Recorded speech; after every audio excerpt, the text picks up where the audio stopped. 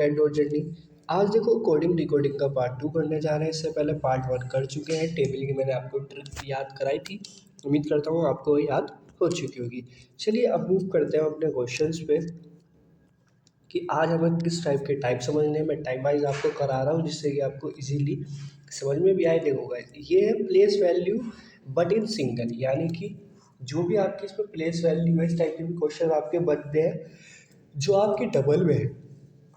मान लीजिए ए आपका सिंगल है, आई सिंगल है, बी सिंगल है सॉरी, बट जो डबल में है यानी कि आपकी जेड से लेके जो भी डिजिट है उनको ऐड करना है।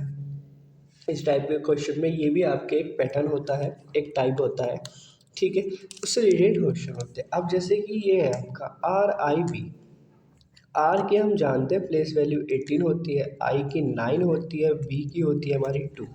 तो देखो 9 2 तो एज इट इज़ है, बट इन दोनों को ऐड कर दिया गया है तो यहाँ भी 9 आ गया है। इसी तरीके से जार की क्या होगी, देखो ए की 1 होती है, ए की आर की 18 हो गई, जेड हमारा कितने आता है 26 पे आता है, तो इसकी वैल्यू क्या होगी,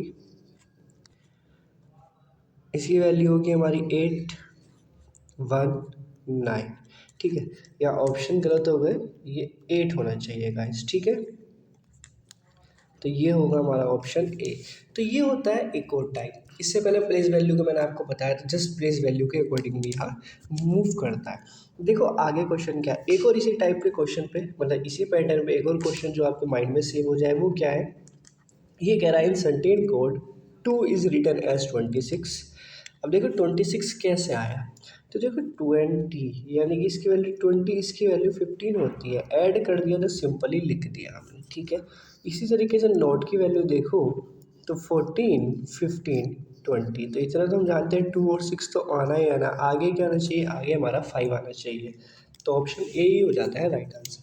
तो ये टाइप 1 है। इससे पहले अगर बात करें हमने पहली क्लास में कौन कौन से टाइप किए थे, तो वहाँ मैं आपको बता देता हूँ। Plus addition, plus minus sequence में plus plus plus plus minus minus, इस टाइप के क्वेश्चन हमने किए थे।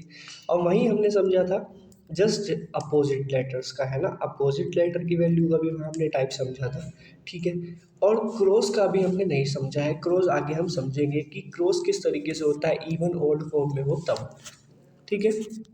तो मैं टाइप वाइज डिफाइन करने की कोशिश कर रहा हूँ जिससे कि मोस्ट प्रोबेबली आपके कोडिंग डिकोडिंग के क्वेश्चंस हो जाए। देखिए कोई क्वेश्चन की लिमिट्स नहीं होती है, कहीं से भी कहीं बन जाते हैं। वो मोस्ट प्रोबेबली जो ज़्यादातर पूछे जाते हैं उस पर मैं फोकस करके बता रहा हूँ। देखिए एक ही आपने लिखा होगा द लैंग्वेज, है ना, टाइप है लैंग्वेज, यानी कि लैंग्वेज में बहुत सब कुछ लिखा आता है, इसी के बेसिस पे क्वेश्चन करना होता है। अब क्वेश्चन क्या, देखिए ये ऐसे कह रहा है कि एक ब्लैक कलर है उसको रेड कहा जाता है, रेड कलर है उसको वाइट कहा जाता है, एक वाइट कलर है उसको ब्राउन कहा जाता है, ब्राउन है उसको येलो कहा जाता है, येलो को हम ब्लू कहते हैं, ब्लू को ग्रीन कहते हैं। Then what is the colour of milk. तो जैसे ही क्वेश्चन आता है यहाँ तक सब बच्चा पढ़ता पढ़ता भूल जाता है, वो देखता है what is the colour of milk, option में होता है वाइट, वाइट लगा देते हैं, आंसर हो जाता है गलत। इस टाइप के क्वेश्चन में क्या करते हैं, हमें लैंग्वेज में नहीं पढ़नी होती गाइस, किसको क्या कह रहा है हमें इस चीज़ से मतलब नहीं। हम देखते हैं लास्ट में आके कि वो क्या पूछ रहा है। वो पूछ रहा है what is the colour of milk. Milk का कलर एक्चुअल में क्या होता है, वाइट होता है हमारा, है ना। अब यहाँ देखो वाइट को क्या कहा जाता है, अगर हम देखें वाइट वाइट, यहाँ ये तो वाइट है, वाइट इज कोल्ड ब्राउन, यानी कि ब्राउन, ब्राउन कहा जाता है, ऑप्शन होता है बी। फिर एक बार समझाता हूँ, इसमें हमें नहीं पता यहाँ क्या हो रहा है, यानी हमें इस चीज़ से मतलब नहीं होता। हमें मतलब होता है कि लास्ट में उसने किस चीज़ का कलर पूछा है जो उसको एक्चुअल है, और ऊपर जाओ फिर उसको ढूंढो कि उसको क्या कहा जाता है, वो ऑप्शन पे लगा दो, वो आपका हो जाता है आंसर, ठीक है ना गाइस। अब देखो नेक्स्ट एक और लैंग्वेज का क्वेश्चन है। ये क्या कह रहा है, ये हमें यहाँ कहता है, हमें नहीं पता क्या कह रहा है, हमसे पूछ रहा है वाट इज होगा, what is the colour of sky. Sky का एक्चुअल कलर क्या होता है, हम जानते हैं स्काई ब्लू, यानी कि ब्लू होता है। अब हमें ढूंढना है ब्लू कलर कहाँ है, ब्लू ब्लू यहाँ है, तो ब्लू कहना होता है, ब्लू क्या, blue is the, blue is called pink, pink, यानी कि ऑप्शन सी आंसर। इतना इजी होता है। इसी में एक और होता है, अगर आपको पता हो तो मैं आपको बताता हूँ किस टाइप का होता है, वो यहीं नेक्स्ट वीडियो में उसको भी हम समझेंगे। आपने देखा होगा जैसे यहाँ वर्ड्स लिख के रहते हैं, निर्माण लिख रहता हूँ, इज दी,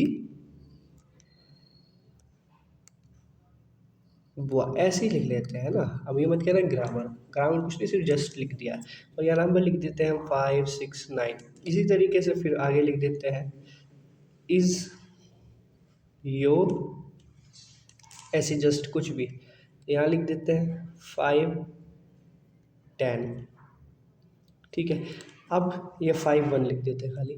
अब बताते हैं कि बताइए कि वो आईडी इस तरीके से पूछ लेता है कि इसका कोड क्या होता है। इस टाइप के क्वेश्चन को भी हम समझेंगे, इस टाइप के क्वेश्चन को कैसे करते हैं। ये आपको 2 पैटर्न समझ में आ गए होंगे।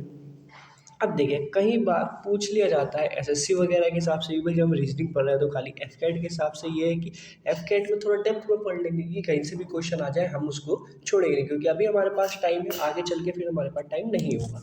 तो देखो कई बार क्या होता है, यहाँ आपको डिजिट नंबर लिख के दे देता है टेबल फॉर्म में, और यहाँ लेटर्स दे देता है, चुपचाप उसको टाइम ज़्यादा लेना, और यहाँ नंबर्स लिख देता है और कहता है उसके बताओ कि क्या आंसर बनेगा। तो सबसे इजी होता है, कुछ नहीं करना इसमें, तो आपके पास सब कुछ है, बस देख देख के लिखना है। भाई 3 है, 3 की जगह मेरा पी है, फिर 9 है, 9 की जगह बी है, देखो पी बी यहाँ है, तो ये 2 ऑप्शन तो एलिमिनेट हो गए मेरे। उसके बाद देखो 7 है, 7 पे एल है, हाँ एल है, यहाँ नहीं है, तो ये भी एलिमिनेट हो गया। लेकिन अब ये टिक मत लगा देगा क्योंकि आपके पास नन ऑफ दीज भी है, तो हो सकता है कि भाई लास्ट में नन ऑफ दीज होने का मतलब है कि वही हो मेरा। ठीक है, 4 की वैल्यू देखो, 4 पे एफ है, बिल्कुल सही है। 1 पे देखो एम है, एम है। 6 पे देखो, 6 पे ए है, पी नहीं है, यानी कि ये भी नहीं है, नन ऑफ दीज हो जाएगा। ठीक है, बस जस्ट सिंपली जो ऊपर लिखे हैं उनमें से ढूंढ के हमें इसको देखना है। अब देखो नेक्स्ट, नेक्स्ट बात कर रहे हैं 5 6 2। तो चलो भाई हम यहाँ अपने, तो इसको नीचे करना पड़ेगा हमें, हम तभी तो देख पाएंगे, टेबल तो ऊपर है हमारी। चलिए कोई नहीं, 5 पे क्या था हमारा डी है, चलो 5 पे डी है। 6 पे देखो, 6 पे ए है, तो देखो डी ए, तो यानी कि अगर हम बात करें ये भी नहीं होगा, ये भी नहीं होगा, ये हो सकता है, ये हो सकता है अभी। ठीक है, चलिए हम आगे मूव करते हैं। अगर देखो ये नहीं होता तो हम डायरेक्ट फिर लास्ट डिजिट देखते और उस पर आंसर लगा देते, टाइम वेस्ट ना होता जिससे हमारा। देखो डी ए हो चुका है, नेक्स्ट है 2। 2 की बात करो वी, बिल्कुल सही है। उसके बाद आपका 1 है, एम आ जाएगा गाइस, ठीक है। 8 पे देखो, 8 पे आर है, आर है। 3 की बात करते हैं तो 3 पे है आपका पी, तो ऑप्शन यहाँ हो जाता है हमारा फोर्थ आंसर, बिल्कुल सही। अब देखो फिर यहाँ बात करते हैं, देखो कुछ लेटर यहाँ क्या सेम है, हाँ 3 की वैल्यू सेम है यहाँ पे, तो सेकंड नंबर पे तो हमारा पी आना चाहिए। देखो सेकंड नंबर पे पी है, बिल्कुल सही है। लेकिन डी से हमारा शुरू नहीं होगा, तो इसको एलिमिनेट कर देते हैं। ओके, चलिए भाई पी है, बिल्कुल ठीक है। 2 की बात करते हैं तो 2 इसमें भी था, 1 भी इसमें था, तो 1 यानी कि एम होना चाहिए। यहाँ हमारा एम एम है, बिल्कुल है, इसमें भी है, बिल्कुल है। 2 की बात करते हैं, 2 पे हमारा होना चाहिए वी, वी है, यानी कि सब में ही अभी वी है। अब बात करते हैं 7 की, तो 7 पे देखें तो हम एल है, ठीक है, पी हम फाइंड कर चुके हैं। 4 की बात करते हैं तो 4 पे एफ है, एफ यानी कि ये हमारा तो ऑलरेडी एलिमिनेट था, ये भी एलिमिनेट हो चुका है। अब ये दोनों हो सकते हैं हमारे।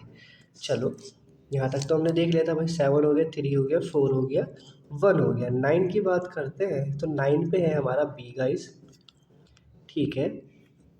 और 3 की बात करते हैं तो बी, तो ऑटो, अरे